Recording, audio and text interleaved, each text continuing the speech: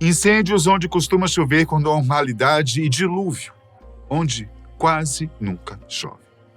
Recentemente, a humanidade vem testemunhando fenômenos naturais acontecendo de forma não natural. A impressão que temos é que a natureza ficou louca e quer se vingar do ser humano. E há quem diga que Jesus está voltando, mas a verdade em tudo isso é outra. E tem a ver com nós mesmos, com os erros que cometemos no passado e ainda insistimos em continuar cometendo. Só em 2020, para se ter uma ideia, foram contabilizados mais de 780 milhões de reais em prejuízos, somando-se os incêndios mortais ocorridos na Austrália, que além dos prejuízos, afetou drasticamente fauna e flora locais. O Caribe enfrentou furacões em série, fazendo vítimas e causando um rebuliço geral no meio ambiente caribenho. Para se ter uma noção, naquele ano, o Atlântico bateu o recorde no número de furacões e não só atingiu o Caribe, como também grande parte da América Central e também dos Estados Unidos. Na Ásia, houve inundações que deixaram milhares de vítimas fatais. Outras milhares de pessoas desabrigadas e milhões de dólares em prejuízos. E enquanto vários países da Europa enfrentavam tempestades com ventos cortantes e destrutivos, a África sofria com a invasão de gigantescos enxames de gafanhotos, que prejudicou lavouras inteiras e também gerou prejuízos enormes para produtores, poder público e, claro, para a população, que é sempre quem paga mais caro. E sabe de quem é a culpa? Para quem respondeu ao aquecimento global, meus parabéns. Mas, mais certo ainda, quem respondeu que o próprio homem é o maior culpado de tudo isso. Uma vez que desde a Revolução Industrial o clima do planeta vem sendo modificado gradualmente. Nesses 200 e pouco anos de evolução na indústria, a quantidade de gás carbônico na atmosfera aumentou em 50%.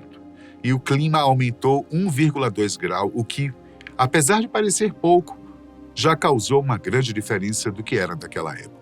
Segundo os climatologistas, até o ano de 2100, o clima não poderá ultrapassar 1,5 grau acima da média anterior, isto é, o máximo que podemos deixar aumentar até lá é de 0,3 graus Celsius. Será que isso é possível? Precisa ser, uma vez que se nada for feito, a temperatura média poderá aumentar em até 2 graus. Aí, meu amigo, minha amiga, o clima vai se tornar intolerável tanto para a vida animal quanto para a vegetal. Pelo menos para a grande maioria das espécies.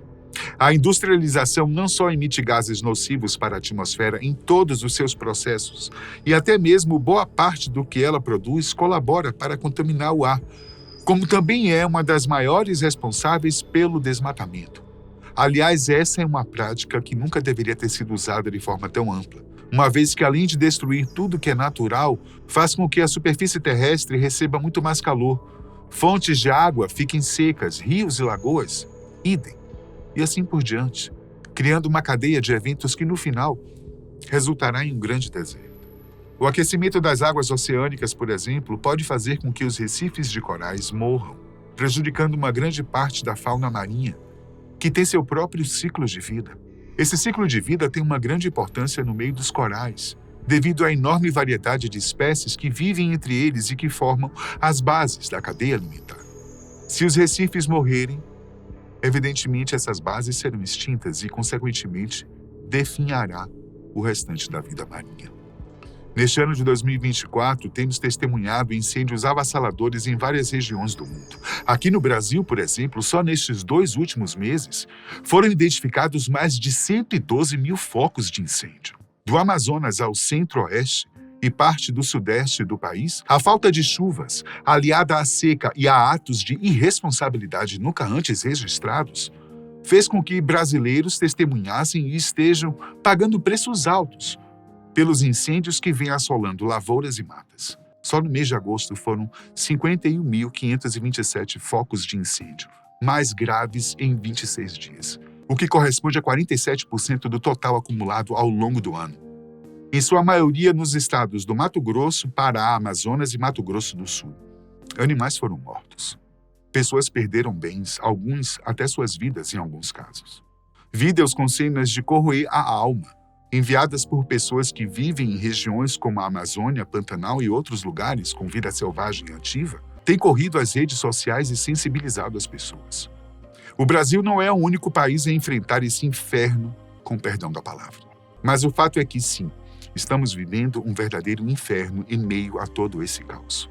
Portugal, que já foi vítima de outros incêndios arrasadores, não ficou de fora deste ano.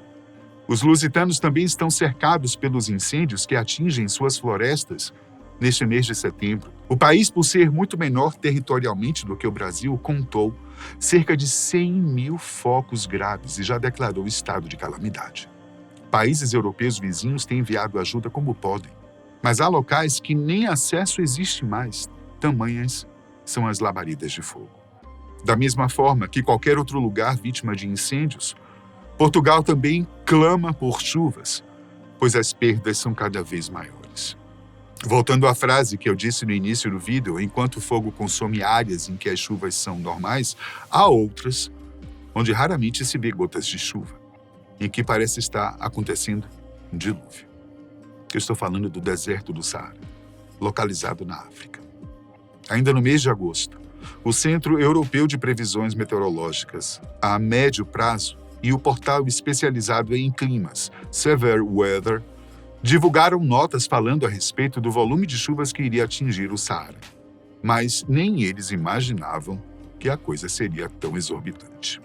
A previsão era de que houvesse um aumento de 500% da precipitação média anual só para o início do mês de setembro. A expectativa, no entanto, é que o Saara receba algo em torno de 1000% a mais de chuva do que o normal. Mas o que é que está provocando tanta chuva assim, num deserto que quase não vê água? Para a população das regiões atingidas, o que é bom e o que não é. Principalmente nos dias 7 e 8 de setembro, algumas regiões do Saara registraram chuvas torrenciais, sendo que em alguns lugares foram registrados mais de 200 milímetros de chuva, o que corresponde a 200 litros de água por metro quadrado. Se isso já é muito para qualquer cidade, imagine uma região desértica, onde raramente chove. Em um dos vídeos que viralizou, vê-se alguns camelos lutando contra a enxurrada, ou melhor, a correnteza formada pelas águas. A anomalia climática no Saara tem explicação e, na verdade, as chuvas torrenciais foram causadas por uma combinação de fatores climáticos raros. Um dos principais motivos foi o deslocamento da ZCIT, sigla para a Zona de Convergência Intertropical, para uma posição mais ao norte do que o habitual. A Zona de Convergência Intertropical é uma área importante nos trópicos, onde o ar quente e úmido dos oceanos sobe para a atmosfera. Essa região ajuda a mover calor e umidade das áreas tropicais para outras partes do mundo. Ela também é uma área de baixa pressão, onde os ventos se encontram e sobem, formando muitas nuvens e causando bastante chuva. É a principal responsável pelo mau tempo nos trópicos. Esse deslocamento incomum trouxe umidade para a região saariana, resultando em volumes de chuva muito acima da média. Além disso, um ciclone extratropical se formou sobre o Oceano Atlântico e se deslocou para o noroeste da África, trazendo uma quantidade incomum de umidade para o deserto. Esse fenômeno é raro e contribuiu significativamente para as chuvas intensas que afetaram grandes áreas do Saara, partes de Marrocos, Argélia, Tunísia e Líbia. Apesar de se tratar de um evento climático extremo e incomum para a região, não é algo sem precedentes e, por isso mesmo, levanta questões sobre as possíveis conexões com as mudanças climáticas globais. O Saara é um deserto que cobre cerca de 9,2 milhões de quilômetros quadrados no norte da África, caracterizado por dunas gigantes, planícies rochosas e temperaturas que podem ultrapassar os 50 graus Celsius. Esse deserto tem um clima extremamente árido. Contudo, pelo menos por agora, o cenário desolado e meio fervente está mudando sua cara. Em alguns lugares pequenos, lagos são formados, enquanto em outros já é possível encontrar plantas onde antes era só areia. Embora raras, essas chuvas podem trazer consequências imediatas positivas e também negativas para as comunidades que vivem nas regiões atingidas. Por ser uma região predominantemente árida, com um solo que não absorve bem a água, as inundações repentinas durante chuvas intensas são inevitáveis. Essas inundações podem danificar infraestruturas como estradas, sistemas de abastecimento de água e até vilarejos inteiros, conforme o tamanho de sua área. Por outro lado, a água pode estimular o crescimento rápido de plantas e gramíneas no deserto. Espécies já adaptadas a um ambiente árido podem florescer por um período determinado, criando um fenômeno conhecido como deserto florido. Esse aumento de vegetação acaba sendo benéfico para a fauna local. A formação das enormes e violentas enxurradas, algumas das quais acabam se tornando rios temporários, chamados uades, que transportam sedimentos e também alteram a paisagem desértica, gerando erosões, criando novos leitos secos ou ainda áreas com grande acúmulo de água. Há um lado bom nisso tudo, mas também tem seu lado ruim, uma vez que é uma área, digamos, já tão adaptada à seca que eventualmente pode ter consequências negativas após um tempo. Para as populações nômades e comunidades que vivem nas bordas do Saara, as chuvas também podem ser tanto uma bênção quanto um problema. Por um lado, podem encher os poços e garantir água potável. Por outro, inundações podem destruir tendas e outros abrigos, além de isolar comunidades. A fauna pode, ao menos temporariamente, ter alterações, uma vez que a disponibilidade temporária de água pode atrair animais e aumentar a atividade na vida selvagem. Isso pode afetar as cadeias alimentares locais, mas, ao mesmo tempo, criar oportunidades para a pastagem de animais domésticos. Em termos globais, a zona de convergência intertropical também pode influenciar no clima? A resposta, segundo a Severe Weather, é sim.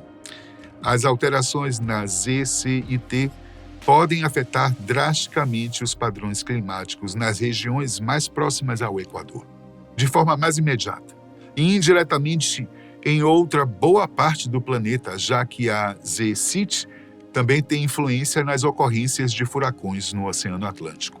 O pior é que não os diminui, mas sim aumenta a frequência e também a força dos eventos.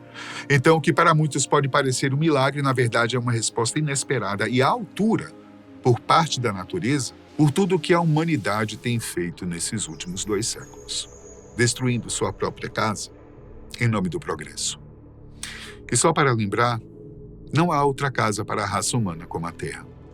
Se nosso globo se tornar uma terra devastada, nossa história será somente um passado sombrio. Resta saber quem irá ler essa história e para quem vai contar.